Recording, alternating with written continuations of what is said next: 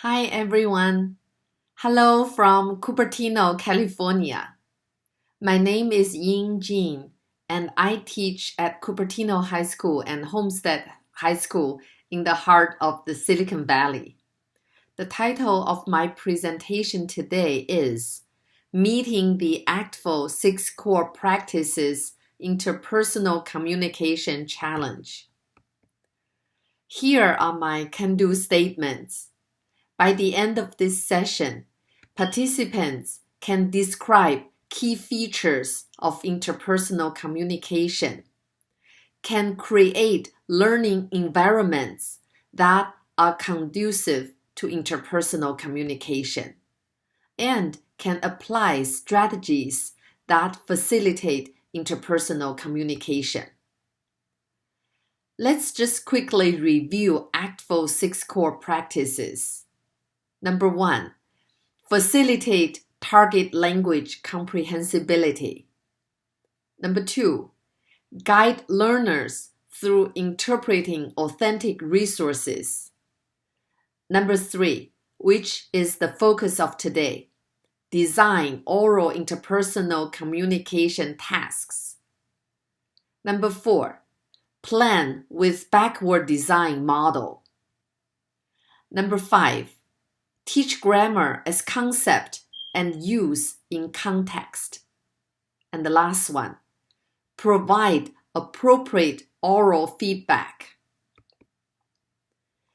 What is interpersonal mode? What are some unique features of this mode of communication? Interpersonal communication is authentic and spontaneous. What does that mean? Let's always keep in mind what kind of real-life topics, situations we encounter when we have interpersonal communication. And let's bring those situations and topics into our classrooms and have students exchange ideas, exchange meanings spontaneously, unrehearsed. Any memorized conversation or practiced, role plays, they are not interpersonal communication. Interpersonal communication usually involves exchange of meaning, exchange of information. What do you want to say? Do I understand? Can I respond it spontaneously? And meaningful is another keyword for interpersonal mode. Can we identify topics that are of students' interest, that are closely related to their real life? And let's take a look at interpersonal communication from a different perspective. When students conduct interpersonal communication, they need to observe and monitor one another to see how their meanings, messages, and intentions are being communicated. So when I talk to my partner, I need to clearly express my ideas. And at the same time, my partner has to listen carefully, try to understand what I want to say, and at the same time, come up with response on the spot simultaneously. And of course, my partner needs to make adjustments and clarifications accordingly. That's why I think interpersonal communication is kind of challenging because this communication involves so many different skills. If we move backward for 5 or 10 years, I think at that time, interpersonal communication mainly involved speaking and listening through conversations. But these days, we see more and more people doing interpersonal communication through reading and writing, text messaging, or comments on social media, etc. So right now, I think the scope of interpersonal communication is much broader. And also let's keep in mind interpersonal skills are needed not only just in our classrooms, but also for the workplace. We need our students to be good communicators. They know how to listen, how to listen to other people, and being receptive to feedback. Para-communication skills are equally important. When we communicate through languages, please keep in mind cultural features are also embedded in the conversation through the writing. And each culture has some unique nonverbal communication features, such as hand gestures, body language, facial expressions. I think our students also need to understand and be able to use those nonverbal communication features. When we design interpersonal tasks, please keep the following 5 things in mind. Number 1, familiar topics. We know our curriculum, so we need to carefully choose topics that are not beyond students' language scope. And definitely we want students to really use the language to create sentences in interpersonal communication activities. And again, I cannot emphasize this more. Unrehearsed or spontaneous is really the key character for interpersonal communication. Asking and answering questions is another thing we need to keep in mind, because I think in a lot of cases, teachers are the only people asking questions in classrooms. But can our students also ask questions? They should not be just simply sitting there and answering questions. No, in order to keep the conversation going and expand the conversation to other topics, they need to know how to ask questions. So that should be done since day one. And lastly, I think interpersonal activities are good opportunities for students to do community building. I'm 100% sure students are actually building relationships through talking to each other, through understanding each other. So here are the 5 things we definitely need to consider when we design interpersonal activities. These days, we teach so much online. Remote learning becomes a big part in our teaching practice. And today I want to introduce 2 technology tools that can really facilitate students' language acquisition, especially on interpersonal communication. The first one is Padlet. I think a lot of us, we are familiar with this technology tool. It is an online virtual bulletin board which allows students and teachers to collaborate, reflect, share ideas, etc. And it sounds like Padlet is a good tool for interpretive and presentational, but it definitely can also be used for interpersonal activities, especially interpersonal writing. Let's take a look. We know Padlet, you can do it online on the web, or you can download the app on your device. And Padlet has timestamps, so teachers can clearly see when the post was delivered. And teachers can also download what students post on your chat room, on your bulletin boards. And what I like the most is Padlet provides multiple ready-to-use templates based on our goal for a specific task or activity. We can pick and choose the most appropriate template. And of course, Padlet has you can have a free account with Padlet, but you can only have up to 3 chat rooms. if you're willing to pay, you can definitely get a pro account, which has more features and for you to explore. Okay. And yeah, before I show classroom samples, let's take a look at Padlet. So this is my Padlet homepage. If I want to start to make a Padlet, I click on this. Here are the ready-to-use templates I just mentioned. For interpersonal activities, I usually pick this one. Great.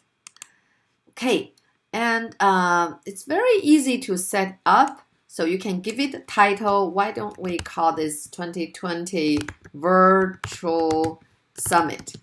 Okay, and you can have a description, and yeah, you can decide what you want to put there. And after you finish creating this, bulletin board, this is the link you want to share with your students so they can join your bulletin board. And you can change the wallpaper, you can change color scheme, font, all of these. I usually turn on attribution. If you turn it on, you will need your students to sign up with Padlet. So when they write a post, you're going to see who did it. I think I want to hold my students accountable. So that's why I want to see who did this post. And of course, you can choose not to turn it on. And this one, new post position, you can decide on where you want to put the new post, on the top or at the bottom. Comments, I usually turn it on for my interpersonal activities because this feature allows viewers to comment on posts. Because interpersonal communication is information exchange, I really want my students to have the capacity to comment on each other's posts to really stimulate the information exchange. And reactions, you can choose choose this like, so students can like each other's post. And after you are done, you can just simply click on next, start posting. Do you see the little plus sign at the bottom, the right bottom? Click on that, and you can choose to type your prompt. Say, I will just simply say prompt 1, and you can give a detailed, explanation of your prompt here. And the beauty of this tool is that you actually, Padlet allows you to use different means, to present your prompt, your information. And say here, I can do my prompts through writing. After I'm done, do you see here, you can add comments. That will allow your students to, respond to your prompt. And another way to do it is I can definitely utilize this tool, voice. So you can actually record up to 15 minutes. I can record my prompt instead of typing. How do you like remote learning? Explain why or why not. Okay. And after I save, you're going to see now my prompt is in a recording format. How do you like remote learning? Explain why or why not. Yeah, and same thing. Students, after they join this chat room, they can start to, tell their opinion about remote learning by adding comments here. So I want to share with you what I did as a group activity. We know for interpersonal activities, besides pair students up to talk, also please keep in mind, we also need to find opportunities for them to communicate in small groups or, even in a whole class instruction. So this is an example I did with my students. First, I put my students into different groups. Here I have 8 groups. Group 1, 1, group 2, 3, 4, 5, 6, 7, and 8. And I give each group a prompt. Group 1 got the prompt that is, what did you do on weekends? Group 2 had the prompt, do you like to chat with your friends? Why? And group 7's prompt is, how do you feel about our school? And I invited 4 students, assigned 4 students into one group. And ideally, you can just actually don't allow them to know who are in that group. And here, of course, by looking at the name, they have already signed up with the name. It's hard to hide the name. But, if you want to do like anonymous, that will be even more interesting. So the task I assigned to my students was by asking and questions and reading other people from your group, by reading their response, figure out what your partners did on weekends for group 1, or figure out how your partners feel about our school. So they started to type their questions, and while typing, they also need to see if they have questions from other partners, from the group members, and just by asking questions and reading responses, reading answers, they need to fill out like a simple worksheet. Like in my group, my partners did this on their weekends. So this is definitely an interpersonal writing platform that allows students to exchange information and ideas. And another tool I want to share today is called Mode, which is a really powerful tool for interpersonal speaking. So what is Mode? Mode is actually a Chrome extension that allows students and teachers to use their voice to make comments and give feedback on shared documents. Okay, and again, Mode is a Chrome add-on. It's totally free, and you can record up to 90 seconds to do voice comments or feedback. And it works with major Google tools such as Google Doc, Google Slides, Google Sheets. And of course, it's also compatible with Google Classroom. And what I like the most is Mode can do transcription of 15 plus world languages. Isn't that beautiful? That's amazing. Okay, and I want to just show you what to do here. So first of all, you come to Chrome and you go find the tab that says extensions. When you click on that and search the Chrome Web Store, type Mode, you will get this. And I have already downloaded. So right now you see it says rated. But if you haven't done that yet, you're going to see Add to Chrome right here. So click on that, install Chrome on your, install Mode on your Chrome browser, and you can start. Let's say I have a Google Doc, and this is the prompt I want all my students to answer. What are they going to do? I can type my student's name here, and when student A joins this Google Doc, I shared the Google Doc with my students and say student A, just join this Google Doc. And we know for Google Doc, we can make comments. And you just simply click on the add a comment sign. Do you see the little icon of Mode shown up right here? And you can start recording by simply clicking on that icon. And also on the top of your Chrome browser, do you see this mode got installed as an add-on extension? If you click on that, you have the option to enable voice transcription or not.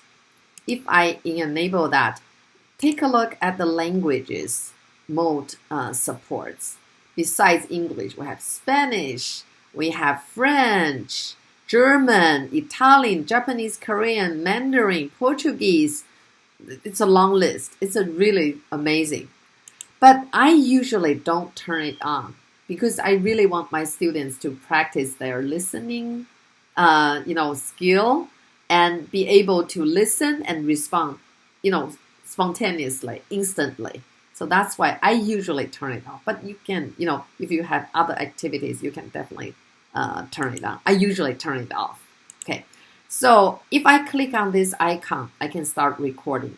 Just let's say I'm student A.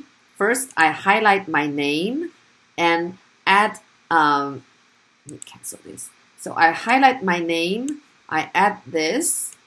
So the recording will be connected with my name. And of course, student B can do the same. It will be another recording shown up here. And when I click, I can just say, yes, I think technology makes us more lonely. The reason is that we spend so much time in front of computer. We're not talking to people these days. And I click on done. And now mode is thinking. And if you have also downloaded mode, just say I'm student A. If student A has already downloaded mode on his or her Chrome browser, he or she can listen to my recording right away. But what if I don't have mode yet? It's also easy. Do you see the link here? Click on the link. You will be directed to mode website. And you can hear the voice recording from the website. Okay, and I click on comment, and do you see I have a voice note right here.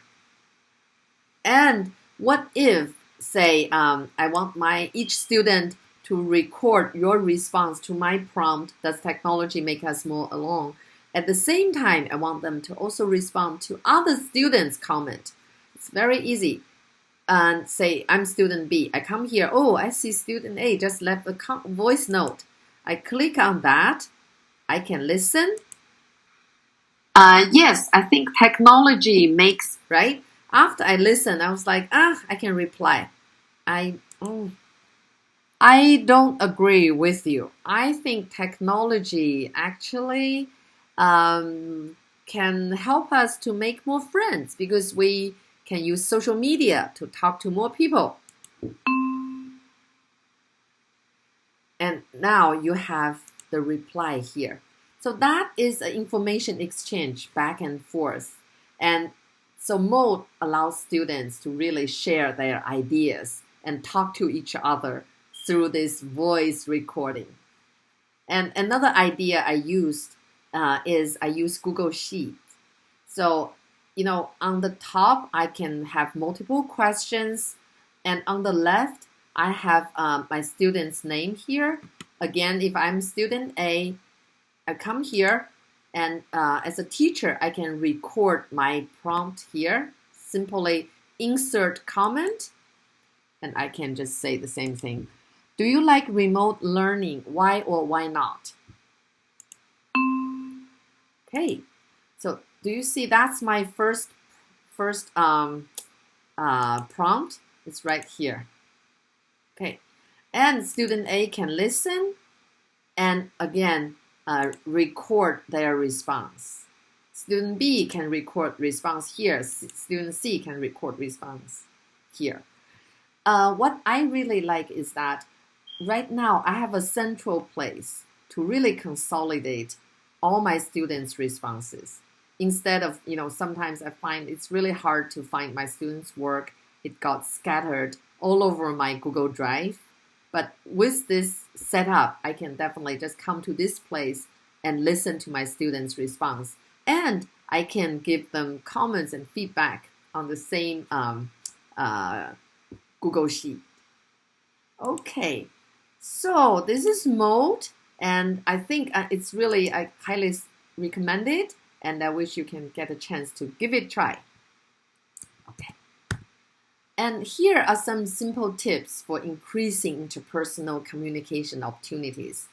Number one, have realistic expectations and don't back away from the target language just to be nice.